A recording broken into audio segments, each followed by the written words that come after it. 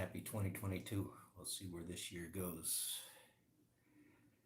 So it's Monday, January 3rd, first work day of the year. This is an article from the Bulletin.org, Bulletin of Atomic Scientists. Older organizations.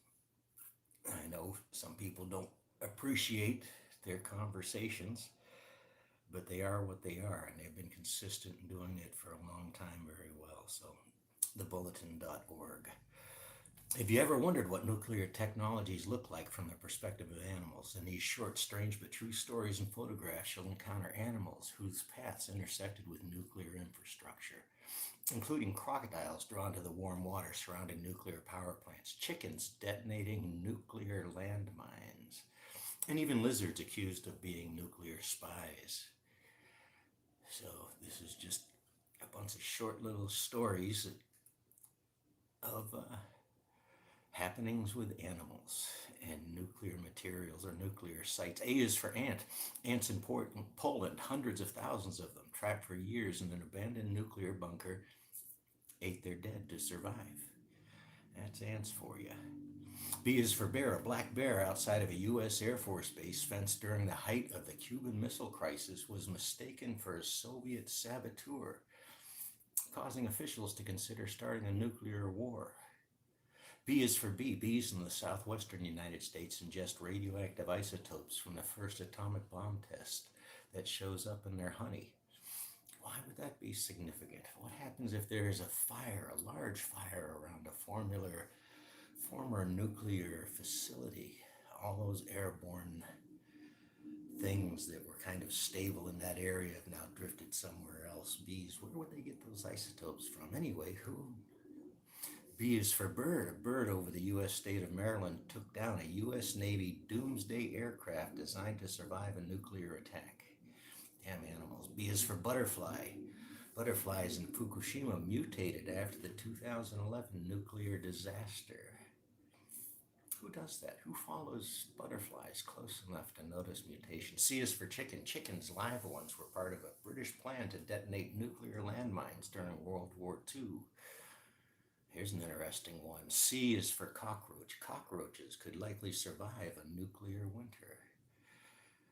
Molds and mildews are going to survive as well, or some of the higher strains of them. There happens to be a black mold that likes nuclear facilities. C is for crab. Crabs in the Russian Arctic archipelago invaded a nuclear waste graveyard. Almost 14,000 crabs per hectare, what researchers dubbed an avalanche. C is for crocodile. Crocodiles in the U.S. state of Florida have thrived in the waters outside a nuclear power plant, so much that their status was downlisted from endangered to threatened. E is for elephants in East Africa absorb radioactive carbon from decades-old nuclear tests in their tusks, which offer clues to the age of ivory and could help fight illegal poaching. And I'd argue there's more than carbon involved in those isotopes that could be tested for. J is for jellyfish. In Scotland, clogged seawater cooling intake pipes at a nuclear power plant, causing it to shut down. We have multiple instances of that happening in the continental U.S. with coastal nuclear power plants. Jellyfish like the warm. L is for lizard. Lizards served as nuclear spies, at least according to an accusation made by Iran against Western nations. Well, you could very well do that. If you drop lizards into a nuclear contaminated area and could recapture them sometime later, they would have picked up traces of whatever was in the area. M is for mosquito. Mosquitoes in Argentina that transmitted Zika were sterilized using nuclear technologies because we know how it works. O is for owls, including the threatened Mexican spotted owl. Nest on the grounds of Los Alamos National Laboratory, prompting the birthplace of the atomic bomb to modify its legacy waste cleanup activities. Mexican spotted owl made us clean up better, differently. P is for polar bear. 3 polar bears in search of food in the Arctic leaped into a Russian nuclear submarine. No problem there. S is for sheep in Australia that were found to be radioactive, helped bolster the country's claim that Israel had tested nuclear weapons. So Israel could claim that sheep were being used as spies. S is for snails. Precisely 4 of them were listed as potential collateral damage on a U.S. Air Force Nuclear Weapons Center environmental impact report concerning the impact of intercontinental ballistic missile tests.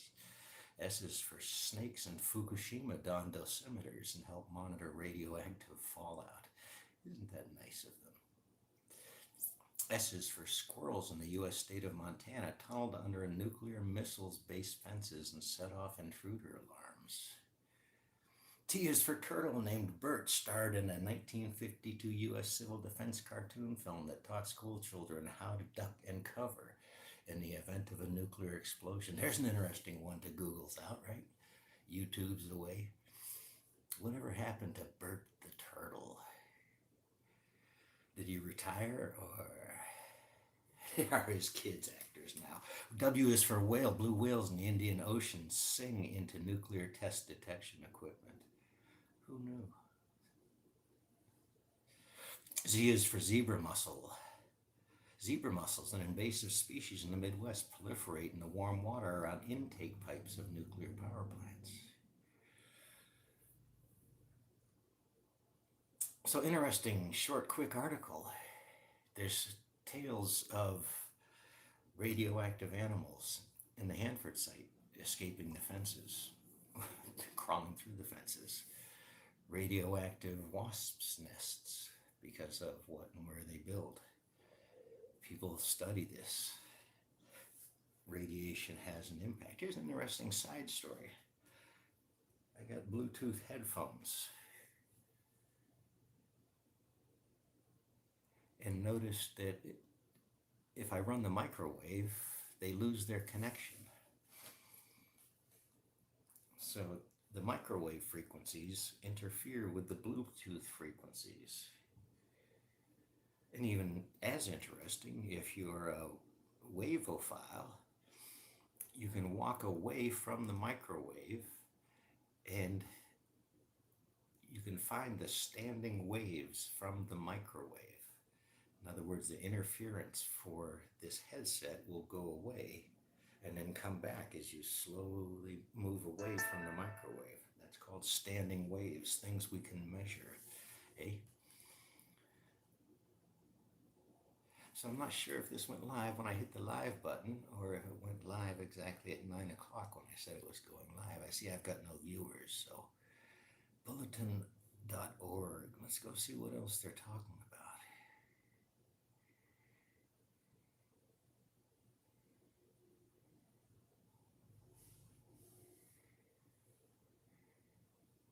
Other articles they've got to sift through. How to make the renewables revolution a reality.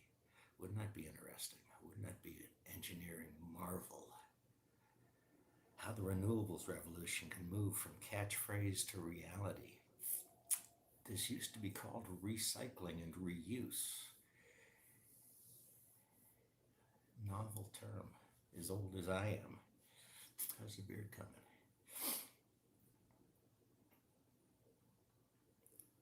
Renewables, recycling, reuse, and our role in it. I've got 3 bins outside. 5 things that must happen for renewables to fit into the grid. 5 things that must happen for renewables to fit into the grid.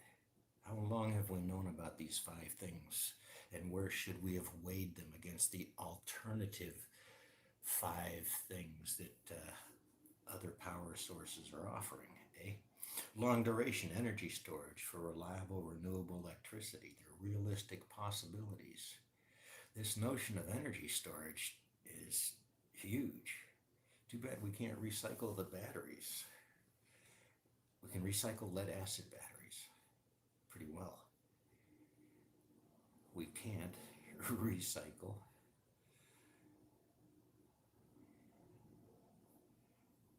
Tesla's batteries. He doesn't mention that much, does he? Nuclear energy, a distraction on the road to climate solutions. What would that be? Offshore wind, poised for the big time. Fusion's role in fighting climate change. Fusion's still a few decades away, maybe a generation before it could be commercialized safely. We'll see. Nuclear notebook, Chinese nuclear forces, 2021. So this is a group, TheBulletin.org. Just kind of tell it like it is. You have to be able to put a perspective on it and what they can actually talk about without giving away secrets. Who are some others out there? Beyond Nuclear.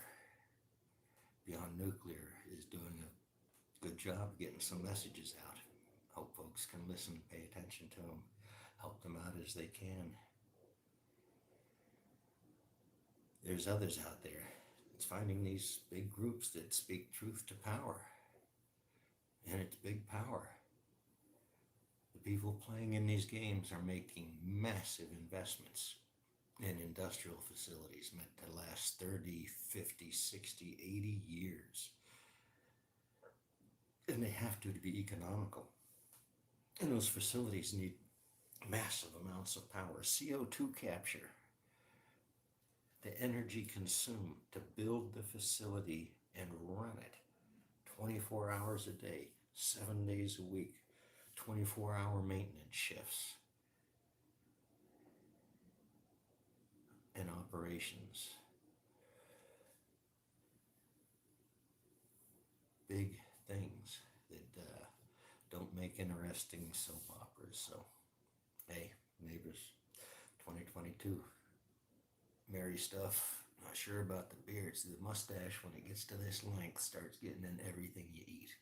That's why most people trim them back. It takes a lot of patience to train these, or it takes mustache wax, which, who knows.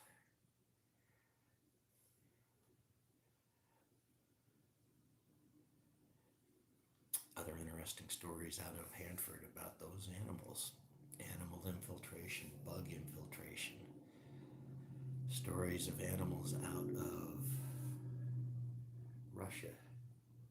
And very few scientists that follow that. Why is it important to understand the meaning of that list of little nature's interactions with nuclear materials? It goes to how we're going to store them, how we plan to store them, how long we can store them before we have to move them again or build the next whiz-bang thing to be able to manage them. These take commitments of time and resources. People need to be there 24 hours a day or available, or the emergency team that might only get drills for their whole lifetime of drills, of safety drills. And that's your career, is waiting for something to blow up or go wrong. That's the price of nuclear waste and mismanagement and the follies of this, and a conversation we've been having for decades now. So I hope you can hear this. Hope the sound was half okay. Appreciate it. Maybe I'll do some more. We'll see where it goes. Thank you all. Pieces out.